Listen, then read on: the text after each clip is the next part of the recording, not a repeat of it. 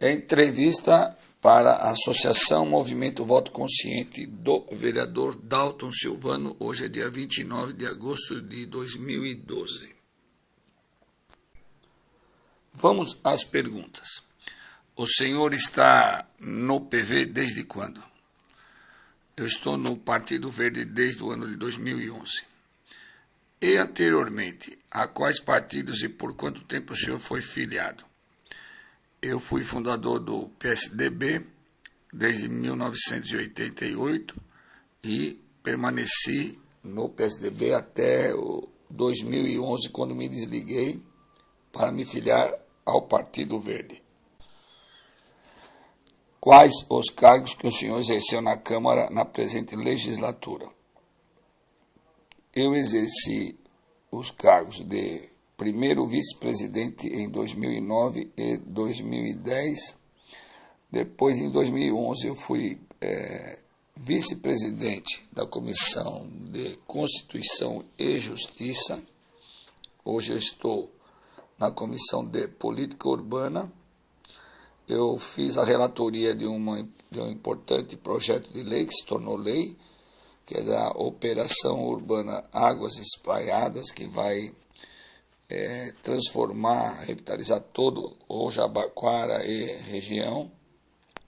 Fui o responsável pela organização e idealização do projeto de lei, isso através da primeira vice-presidência da Câmara, do projeto de lei da licença de funcionamento, dos alvarás de funcionamento, que foi aprovado, fui o coordenador desse importante projeto de lei, desde 2009 como vice-presidente. Eu reformulei todo o site da Câmara Municipal de São Paulo, iniciei todo um processo de abertura e de transparência, o site foi totalmente reformulado, e aí permitiu que o próximo presidente, o José Polici Neto, fizesse e ampliasse essa transparência. Nós criamos a rádio web, mecanismo de transparência. Esse foi um dos projetos mais importantes que eu desenvolvi na mesa diretora. Quantos vereadores compõem sua bancada? Que cargos o senhor exerceu ou exerce no seu partido? São 5 vereadores que compõem a nossa bancada.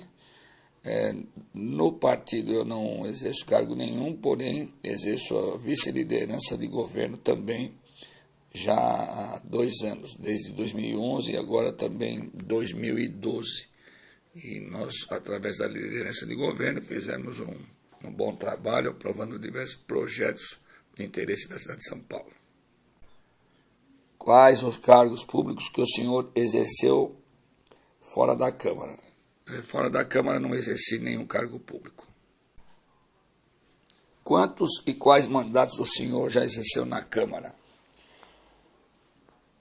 Eu fui eleito em 1996 pela primeira vez, então exerço o mandato desde 1997. Portanto, estou encerrando ao final deste ano de 2012 meu 4º mandato. O senhor considera sua base política regional ou temática? Em quais regiões da cidade se desenvolve sua atuação? A minha base política, ao mesmo tempo que ela é regional, eu trabalho de forma distrital, ela também é temática, porque eu cuido e me dedico a muitos temas.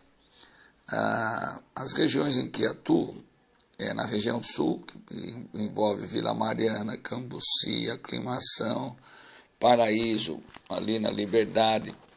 Estou atuando também no Jabaquara, o Ipiranga, no Heliópolis. Essa aqui é um cinturão do lado de cá da Zona Sul. Atuo também no Glicério e também atuo em algumas regiões grandes da Zona Leste, em especial na cidade de Tiradentes e na Vila Prudente e na Vila Califórnia. Também atuo um tema importante, que foi a canalização do córrego do Rio Cabuçu, na Zona Norte, no Jaçanã. São áreas grandes, que eu tenho tido um trabalho muito grande.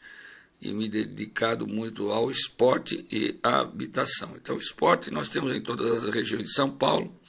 Em habitação tivemos um problema muito grave, que é as altas prestações que eram cobradas pela Coab. Eu fiz o Plano 1000 e consegui reduzir essas prestações. E essas prestações, os conjuntos habitacionais de renda mínima e média, tem em toda a cidade, né? Tem na Zona Sul, na Coab Adventista, Coab Antártica. Então, portanto, abrange a cidade inteira.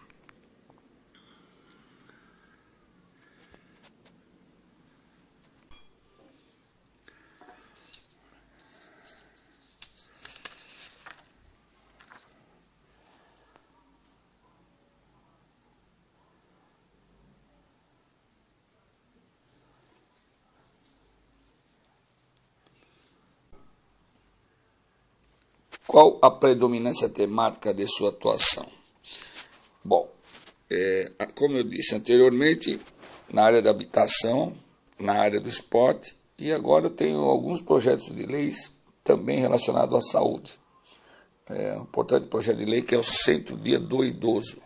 É como se fosse uma creche para os idosos que não tem qualquer tipo assim de habilidade, que tem dificuldades do ponto de vista da sua mobilidade, do seu entendimento, ou seja, é aquele idoso fragilizado. Então eu tenho o projeto de lei Centro Dia do Idoso e também a saúde móvel, que prevê que um veículo equipado, né, todo equipado, vá até a periferia para atender os idosos, né, para medir pressão, medir a diabetes, fazer os exames preliminares e preventivos. Então, esse veículo, ele vai para a periferia, né, acompanhado de médico, e começa a fazer o atendimento para esses idosos que não podem se locomover, ou que têm dificuldade de buscar um atendimento, uma consulta. Na questão do transporte, também fiz importantes projetos de lei, fiz até uma lei dos taxistas. É o chamado /2, o que permite que 2 motoristas possam trabalhar no mesmo táxi. É como se fizessem uma sociedade. E hoje nós temos aí, dos 35 mil motoristas existentes na cidade, aproximadamente, cerca de 10 mil motoristas de táxi que atuam com a lei, né, com 2 motoristas, é o chamado /2. E fiz 2 projetos de leis agora. Um é obrigando que as frotas registrem os taxistas. Hoje há uma reclamação muito grande que esses taxistas não têm qualquer direito e trabalham por uma empresa, que são as empresas denominadas de frotas. E a outra é que a prefeitura passe a determinar o valor da diária paga pelos taxistas. Há uma reclamação enorme desses taxistas, porque cada frota cobra um preço, e um preço altíssimo, 130, 150 reais por dia, para que o taxista possa usar o seu veículo, o veículo da frota. E a frota é uma concessão da prefeitura, então nada mais justo que a prefeitura determine qual é o valor da diária, através de uma planilha. Então as frotas serão obrigadas a apresentar uma planilha apontando todos os custos, e aí, a partir daí, a prefeitura vai determinar o valor da diária, a exemplo que ocorre com o valor da passagem. Então, o valor da passagem quem determina é a prefeitura, o valor da bandeirada do táxi quem determina é a prefeitura. Então, nada mais justo que o valor da diária do táxi pago à empresa de frota seja determinado pela prefeitura. Sabe? Esses projetos, então, estão relacionados na área do transporte. Quais foram os cinco projetos de lei mais importantes que o senhor apresentou neste mandato? Bem, eu apresentei muito mais do que 5 projetos de lei importantes. Posso citar aqui, dentro dos 5, um projeto de lei que versa sobre a política municipal de educação ambiental, que hoje há necessidade de você ter, já desde da escola, né, a educação ambiental, a importância de você preservar o meio ambiente. É o projeto de lei 235/2012. Apresentei também as sacolas gratuitas, a grande polêmica da questão da retirada das sacolas de plástico, aquela que polui o meio ambiente. Só que quem saiu prejudicado foi o consumidor, que ficou sem a sacola de plástico e teve que pagar a sacola biodegradável. Então, portanto, eu fiz um projeto de lei número 186/2012, que obriga os grandes supermercados, as grandes lojas, a fornecerem gratuitamente sacolas biodegradáveis ao consumidor. Eu apresentei também, como eu já havia dito anteriormente, um projeto de lei que é Saúde Móvel dos Idosos, que institui o Programa Social Móvel para ampliar o atendimento ao idoso. É o projeto de lei 144/2012. Apresentei o projeto de lei 142/2011, que é Segurança nos Bairros. E hoje o problema da segurança é muito grande e você instituir na cidade de São Paulo o programa de segurança bairro a bairro, onde você promove e incentiva a implementação de projetos destinados a dar suporte às ações de segurança pública localizadas. Eu vou citar um exemplo. A ideia é você colocar câmeras de segurança, né, nos principais pontos da cidade. E com isso, você pode coibir, né, pode diminuir, você não vai acabar, né, evitar aquelas ações, né, das pessoas que praticam realmente assaltos, roubos, etc. O outro projeto de lei, também de extrema importância, que eu já havia dito anteriormente, é o projeto de lei 527/2010, que é o Centro Dia do Idoso, né? Esse projeto institui o Programa Social Centro Dia do Idoso, que disponibilizará atendimento especializado em instalações adequadas para as pessoas idosas, semidependentes ou portadoras de enfermidades que estejam em estado de vulnerabilidade social. Então, esses são os 5 principais, mas embora existam vários outros, né, que eu também entendo de extrema importância, mas vamos ficar nesses 5. O que considera suas realizações mais importantes como vereador nessa legislatura, além dos projetos de leis? Bom, na minha legislatura, entendo que o meu trabalho como primeiro vice-presidente da Câmara foi extremamente importante para a cidade de São Paulo. Quando eu reformulei todo o site da Câmara, do portal da Câmara, que hoje ele está aí muito transparente, né? Além de ter atuado em 2009 na crise mundial, eu fiz um plano dentro da Câmara, chamando todos os fornecedores e fazendo com que eles reduzissem os seus contratos e encontrassem uma forma de que nós pudéssemos economizar, né, os valores contratuais. Nós conseguimos uma economia de R$1 milhão. E outra realização de extrema importância foi que eu idealizei, também como primeiro vice-presidente, a elaboração do projeto de lei da licença de funcionamento para a cidade. Nasceu lá na Câmara, não nasceu no governo. Idealizei, coordenei e nós conseguimos aprovar a principal lei dessa legislatura, que é a lei permitindo mais facilidade para a concessão dos alvarás de funcionamento para cerca de 90% das atividades que estão funcionando de forma irregular do ponto de vista do cumprimento da lei na cidade. Então, portanto, essa é uma realização super importante. E também, do ponto de vista da ação junto aos bairros, eu realizei diversas obras através das emendas orçamentárias. E cito como uma obra que mexeu com o esporte amador da cidade de São Paulo, que é a implantação de vários campos de grama sintética com a criação de escolinhas de futebol para as crianças, né? Então, permitindo que as crianças que não praticavam futebol na escolinha possam praticar futebol em grama sintética, que é com mais dignidade. Então, portanto, a atuação junto aos bairros, ela se deu também através da aplicação de pequenas obras, como a implantação também dos aparelhos de ginástica para a terceira idade, da reforma do CDC, Centros Desportivos Municipais. Então, essas são minhas realizações que eu considero de fundamental importância. Quais projetos o senhor já propôs para aumentar a transparência do trabalho dos poderes municipais? Bem, eu já havia dito anteriormente, nós atuamos como primeiro vice-presidente da Câmara e hoje estou como segundo vice-presidente.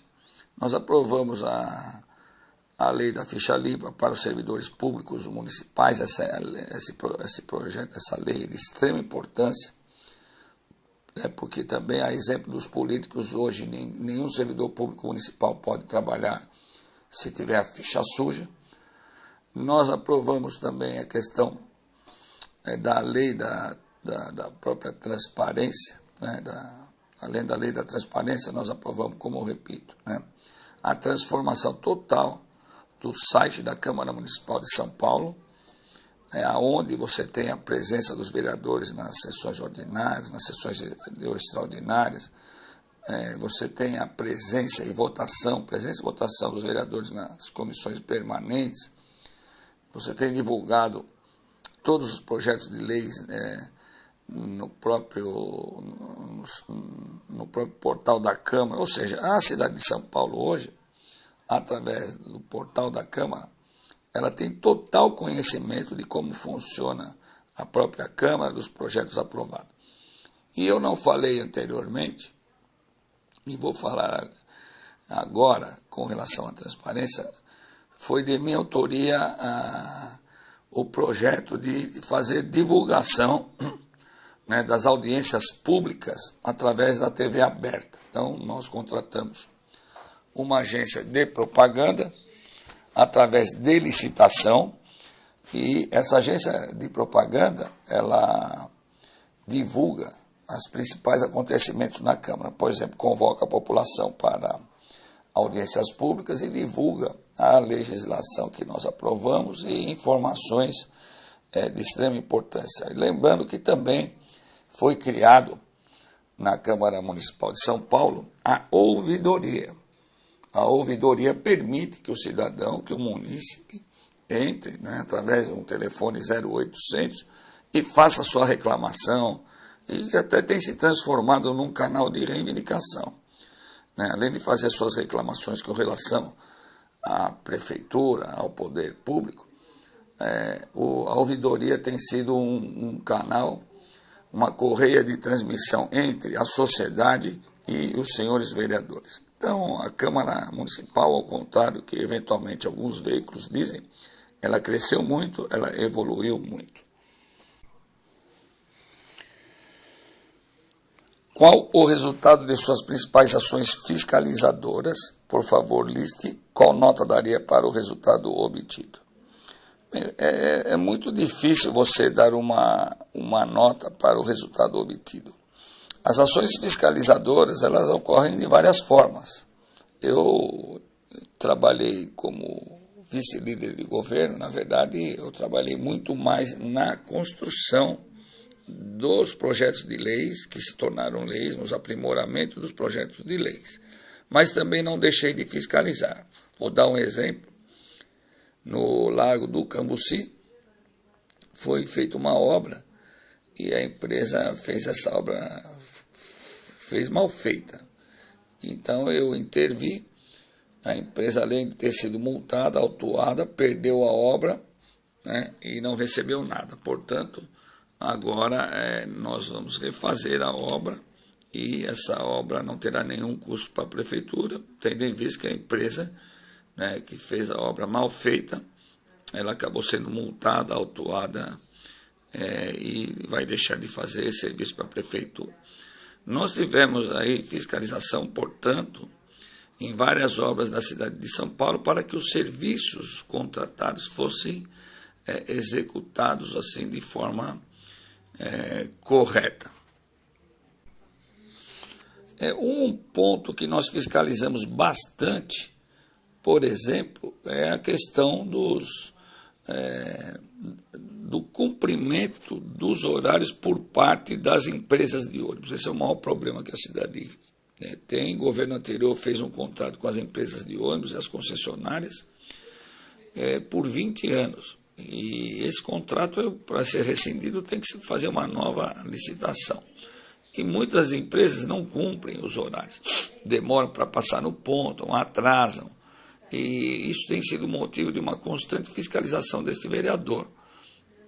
E fazemos abaixo-assinado, fazemos ofícios, inclusive levamos até a própria denúncia junto à secretaria. Isso tem surtido efeito, a SP-Trans tem feito a fiscalização e tendo o resultado positivo, A questão da coleta do lixo, da mesma forma, quando as empresas de lixo não cumprem o contrato, nós fazemos a intervenção e aí o serviço é melhorado.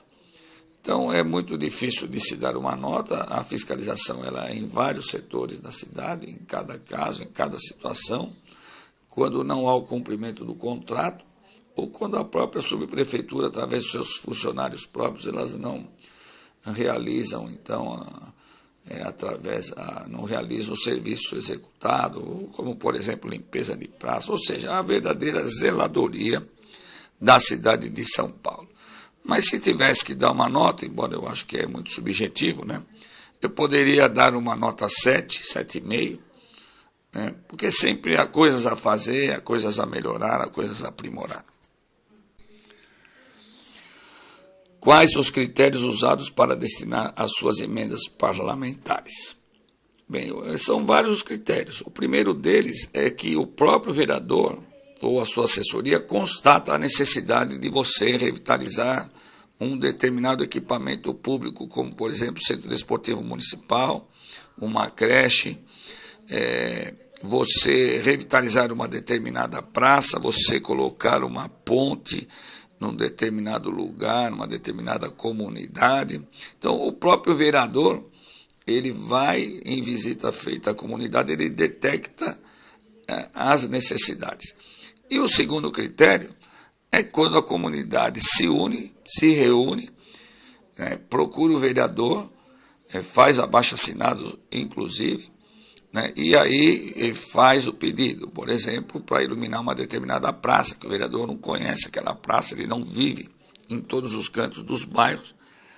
E aí, nesse sentido, a comunidade se reúne e pede para o vereador. Como os recursos para destinar a emenda orçamentária são escassos, aí compete ao vereador escolher as prioridades, a situação está mais precária, e aí ele destina a emenda orçamentária dessa forma.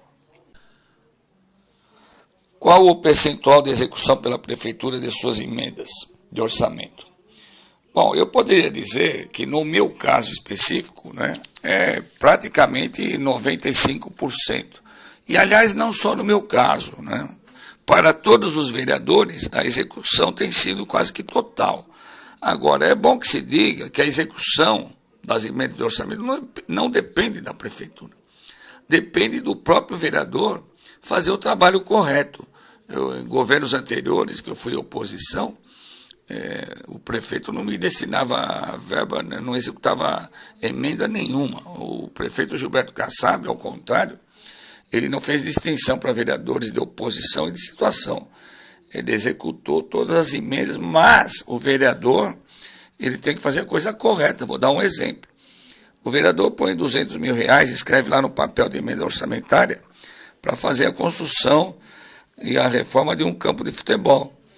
Entretanto, aquela reforma que ele pretende fazer, ela custa R$500 mil, R$600 mil.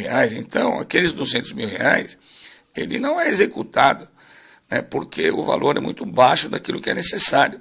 Eu já vi vereador querendo construir um campo de grama sintética e põe R$500 mil. Para construir um campo de grama sintética, custa R$1.100.000. Então, o que tem que ser feito? O vereador, antes de destinar a emenda, durante o ano, ele tem que chamar o engenheiro da prefeitura, vai no local, na praça, no equipamento público e manda fazer o memorial descritivo e manda fazer a planilha de orçamento. Aí sim ele vai ter o valor exato de quanto custa aquela obra para poder pôr a sua emenda. Porque caso contrário, né, ele põe valor inferior para agradar a comunidade, né, ele quer agradar mais do que pode, e aí aquela verba não é possível e a emenda não é executada. Esse é o grande problema que tem. Falo até como vice-líder de governo, pois ajudei muitos vereadores a compor a sua verba para poder executar determinada obra. Então, eu quero até aqui registrar, parabenizar o prefeito Gilberto Kassab, porque ele não fez distinção nenhuma, né, na execução das emendas, tanto para os vereadores de oposição como da situação. Por favor, quantifique a distribuição do seu tempo na atividade parlamentar. Bom, eu poderia dizer que hoje o maior problema dos vereadores é a distribuição do seu tempo nas suas atividades parlamentares. Eu vou dizer isso por quê? Porque, na verdade, você acaba não sendo dono do planejamento total do seu tempo. Você é impulsionado pela própria comunidade, pelo cidadão, pelo munícipe, pelas pessoas que requisitam, que requerem o seu serviço. Então, na verdade, nós somos movidos, invariavelmente, a apagar os incêndios e não a fazer um planejamento que você possa cumprir, né, de uma forma correta, de uma forma tranquila. Às terças, quartas e quintas, nós temos o plenário, e eu costumo não faltar. Aliás, não me lembro de ter faltado a uma sessão ordinária ou extraordinária, até por ser líder de governo, tenho comandado o plenário, como todos sabem.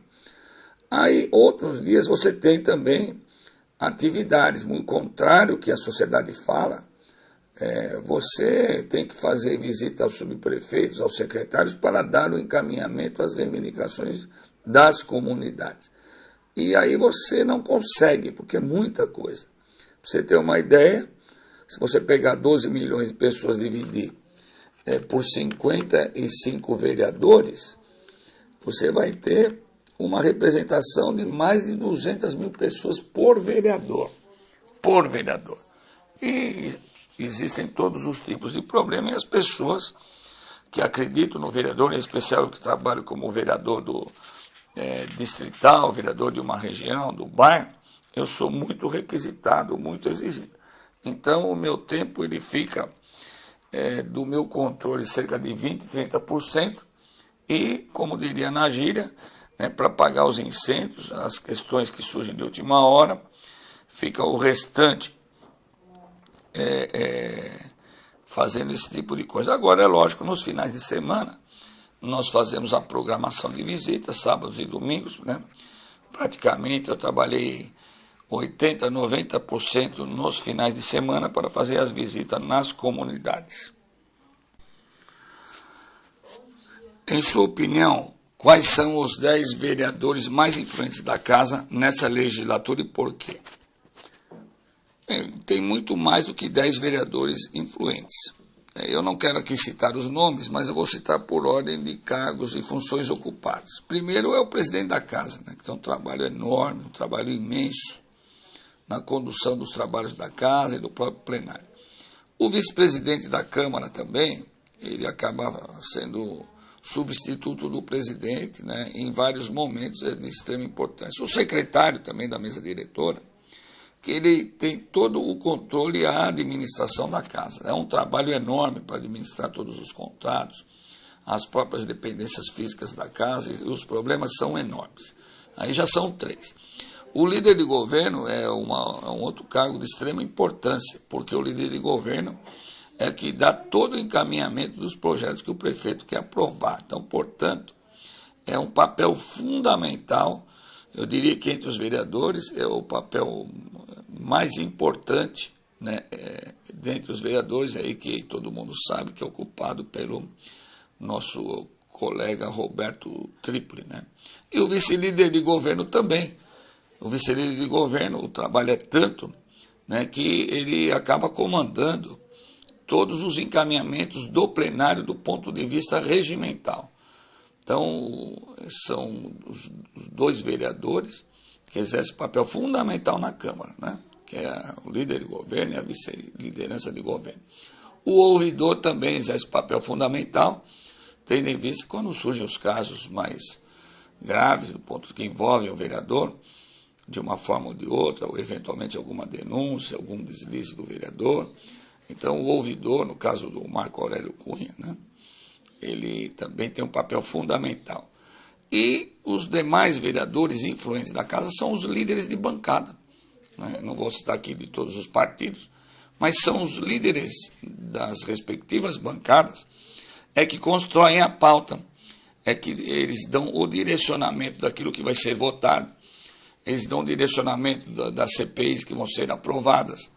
Portanto, essas são os vereadores, que daí no caso passam de 10, né, porque os líderes de bancada são mais do que 10, que são os vereadores que conduzem os trabalhos da Câmara Municipal de São Paulo. Além dos seus, quais foram os 5 projetos mais importantes votados na Câmara durante esta legislatura? Bom, foram vários projetos de leis aprovados por iniciativa do governo Gilberto Kassab. Aprovamos vários aí que melhorou as condições de trabalho dos médicos, na área da educação, né, na parte de urbanismo. Aprovamos lá o projeto das águas espraiadas, Expo 2020 lá em Pirituba, o Piritubão. Aprovamos o projeto de lei de concessão de incentivos fiscais para a construção do estádio Itaquerão, onde vai alavancar, já está alavancando toda a Zona Leste. Mas eu vou citar aqui, aprovado pela Casa, elaborado pela Casa, que é o Ficha Limpa para servidor público, que a lei do alvará de funcionamento, a das condições climáticas, é uma importante lei, né, que foi aprovado, a primeira no Brasil, onde se estabelece sanções altas para aqueles que não cumprirem, então, com as determinações da própria legislação, como, por exemplo, arrancar árvore, poluir o meio ambiente, o Dia Mundial Sem Carro, a proibição das sacolas plásticas. Então, portanto, são vários os projetos de leis, eu citei, então, citei 1, 2, 3, 4 e 5. O senhor já participou de alguma CPI? Qual? Participei sim, no início do meu mandato, e posso afirmar com certeza que foi a principal CPI da Câmara Municipal de São Paulo. Porque foi em 1999, quando ainda o instrumento jurídico CPI não era muito utilizado, né, pelos poderes legislativos, e foi a CPI da máfia dos fiscais. A sociedade estava adormecida, havia o uso da máquina pública por uma parte dos vereadores, né, que se utilizavam das subprefeituras em benefício próprio, havia corrupção, uma parte dos agentes vistores cobravam propina intensamente para não aplicar a legislação, e essa CPI ficou muito famosa, teve vereadores que foram realmente assim penalizados, né, com algumas sanções, mas de qualquer forma eu tive uma experiência muito grande, e sempre registrando o presidente José Eduardo Martins Cardoso, que é professor de Direito Constitucional. Ele teve uma atuação brilhante, eu tive muito a aprender com ele, mas essa foi a principal CPI que participei. E é claro que tem vereador que gosta de participar de CPI. Eu acho que a CPI ela tem que ser aberta assim, em momentos mesmo de gravidade, né? Não se pode fazer CPI apenas para se utilizar como palanque eleitoral, que muitas vezes a oposição quer fazer isso. Qual o resultado obtido a partir delas? Bem, o resultado ele acaba sendo lento, né? Toda a CPI ao final ela elabora um relatório, encaminha para o Ministério Público, encaminha para o governo, e aí você vai criando legislação, mecanismo para se corrigir aquelas falhas apontadas naquele processo de investigação que a CPI faz. Mas o mais importante da CPI da máfia dos fiscais, que a partir dela, várias outras CPIs foram abertas. Por exemplo, logo em seguida, no Congresso Nacional, foi aberta a CPI dos anões. E assim por diante. Então, o resultado, do ponto de vista do concreto, né, ele é conquistado ao longo de um tempo, ele não tem um resultado imediato. Mas, no caso da CPI da máfia dos fiscais, houve o despertar dos direitos de cidadania. Então, acho que eu fiquei satisfeito com a minha participação. O senhor avalia que a Câmara cumpriu bem a sua função fiscalizadora?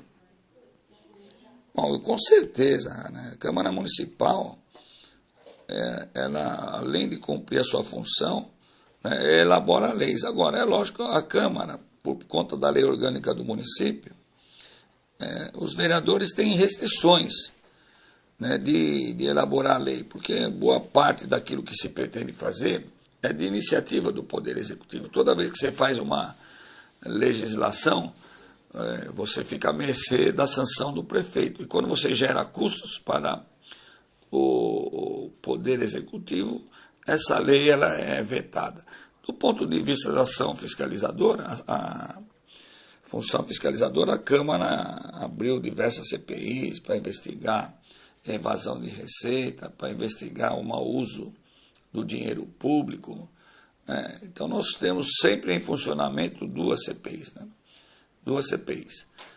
E a CPI não é só para você investigar se houve dolo, desvio do poder público, é também para você contribuir para que a prefeitura funcione corretamente. Então, o exemplo de houve uma CPI onde se analisou e fiscalizou, aí no caso foi o Aurélio Miguel, que foi o presidente, a evasão de impostos. Né? Tinham muitas empresas que não pagavam IPTU porque a própria prefeitura não emitia a cobrança. Então, acho que a Câmara cumpriu muito bem sua função de fiscalização. Como acha que a Casa deveria agir para aumentar a participação da sociedade nos seminários e audiências públicas que realiza? Bom, nós já tomamos uma iniciativa, né? Além das convocações que devem ser feitas por jornais, né, por rádios, nós contratamos uma agência de propaganda. Então, portanto, a relação da Câmara com a sociedade, hoje ela está de uma forma muito mais eficaz.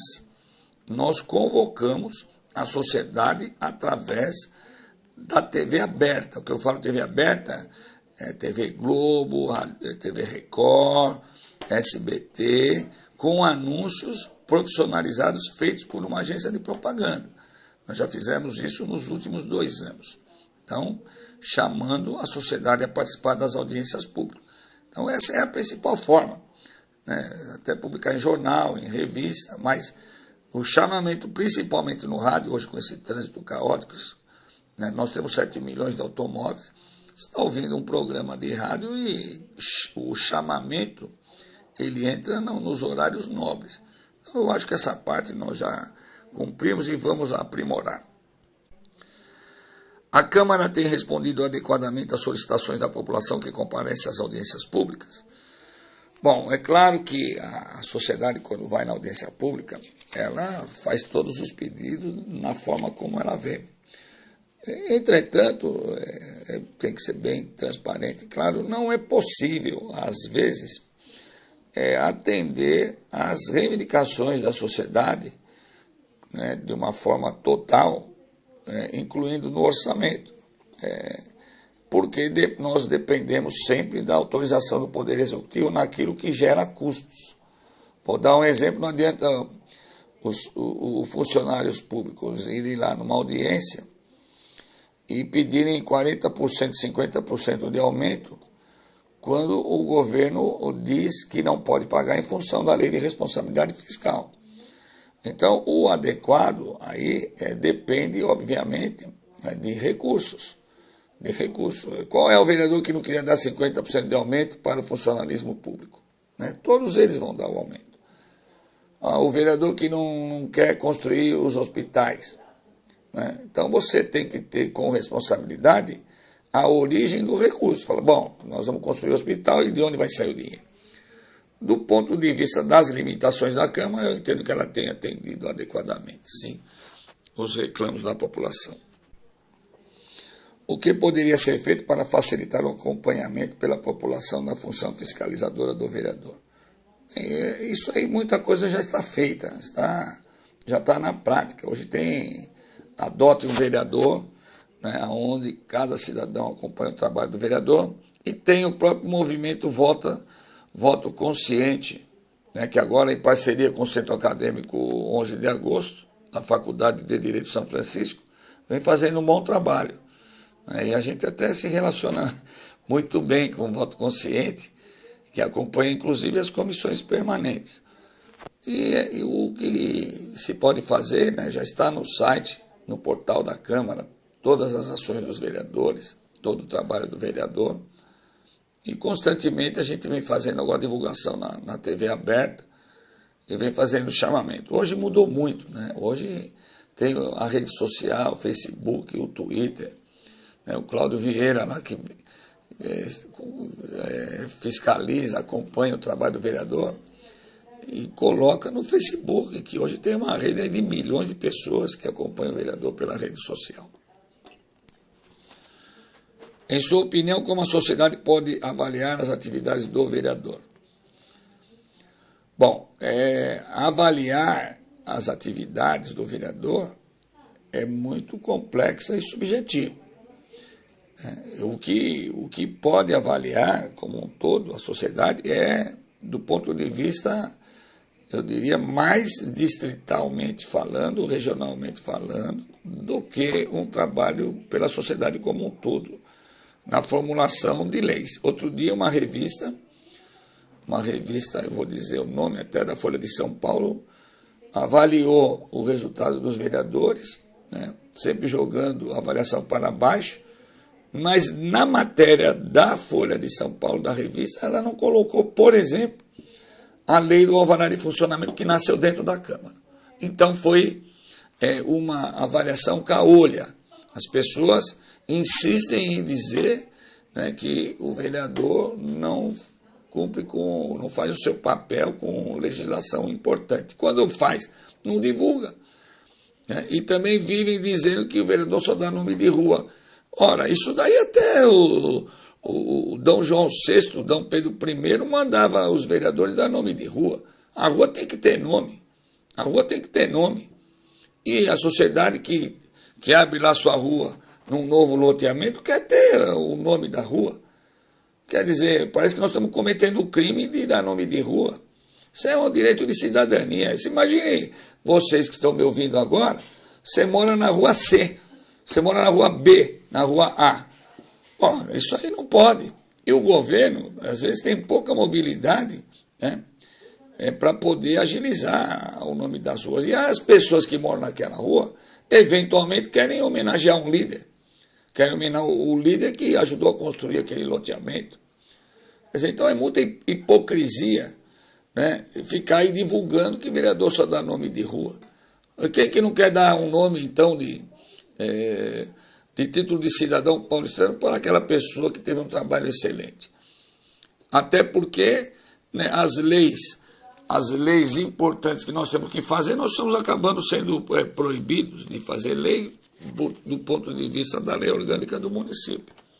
Então, a sociedade, para poder avaliar bem, ela tem que estudar mais, saber mais qual é a função do vereador, saber mais o que o vereador faz no dia a dia, mais aquilo que ele produz. O vereador não produz só por lei. Se fez lei é bom vereador, se não fez lei não é bom vereador. Então é isso que eu acho.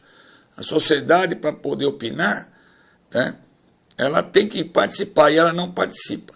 infelizmente, só uma parte da sociedade acompanha a política. Muitos deles preferem, não gosto de política, e tudo acontece na política. No início de cada legislatura, o movimento Voto Consciente envia aos vereadores a metodologia a ser utilizada na avaliação do seu trabalho legislativo. O senhor teria alguma sugestão que permitisse aperfeiçoá-la? Bom, eu tenho várias, né? Já falei, inclusive com a própria Sônia Barbosa, com outros membros do movimento Voto Consciente, até porque eu fui injustiçado na avaliação do voto consciente. Determinado ano eu achei que não deveria de fazer projeto de lei, porque a Câmara já tinha muitos projetos de leis, e atuei de outra forma, né? Atuei muito na oposição, na fiscalização, e comentei até com ela. Eu tive mais de 4.000 horas de tribuna, né, fazendo um trabalho de conscientização da sociedade. Eu criei a Martaxa. A Marta Suplicy perdeu a eleição por conta da Martaxa. E não teve valor nenhum o meu trabalho de oposição. Nenhum valor. O voto consciente sequer mencionou, né, esse trabalho de oposição, porque tem vereador que não vai para a tribuna para nada. Vereador para falar, para se manifestar, para dizer a sua opinião. Então, essa foi um erro que, na minha opinião, foi muito grave. Outra questão, né, para aperfeiçoar, até comentando com a própria Sônia, eu fui primeiro vice-presidente, duas legislaturas. Fiz o trabalho, a lei do alvará de funcionamento foi ideia minha. Criei, organizei, coordenei, foi aprovada a lei. Fiz toda a transparência da Câmara Municipal. E aí ela me disse, não, quem é primeiro vice-presidente não é avaliado. É um erro grave. É um erro grave. Quer dizer que eu não trabalhei, não sou avaliado? O que eu fiz lá? Quer dizer, um trabalho de extrema importância para a sociedade, que é a transparência da Câmara, aí eu não sou avaliado. Ué, de que forma vai avaliar? Não sei, mas eu tenho que ser avaliado. Senão dá a impressão que eu não fiz nada. E não é questão de que quem faz mais projeto de lei faz importante, ou se aprova a lei. Qual é o valor que tem uma ideia? Qual é o valor? Isso não é observado. O fato de eu não ter aprovado o projeto de lei, mas eu coloquei a matéria para debate da sociedade. Vou dar um exemplo, né? Eu estou com o projeto de lei 222/2012, que é destinação de vagões exclusivos para mulheres no metrô. Ora, o vereador não pode legislar em cima de uma matéria que é do Estado, mas eu indiquei para a Prefeitura, para que a Prefeitura negocie com o governo do Estado, para que o governo do Estado tenha vagão de metrô exclusivo para mulheres, optativo, não é obrigatório. Quem quiser que ocupe o vagão. E hoje é um grande problema, todo mundo sabe, né? É a grande quantidade de pessoas que se aglomeram no mesmo vagão, homens e mulheres, e todos sabem o que acontece. Então, essa é uma ideia. Quanto é que vale essa ideia? Né? Quanto é que vale as ideias dos projetos de leis? Então, eu acho que o voto consciente ele tem que aprimorar o trabalho. E já na última pergunta, como o senhor vê a atuação do movimento Voto Consciente, né, eu parabenizo aí todos os membros do Voto Consciente, através da diretora Sônia Barbosa. Eu acho de extrema importância essa fiscalização diária na Câmara Municipal.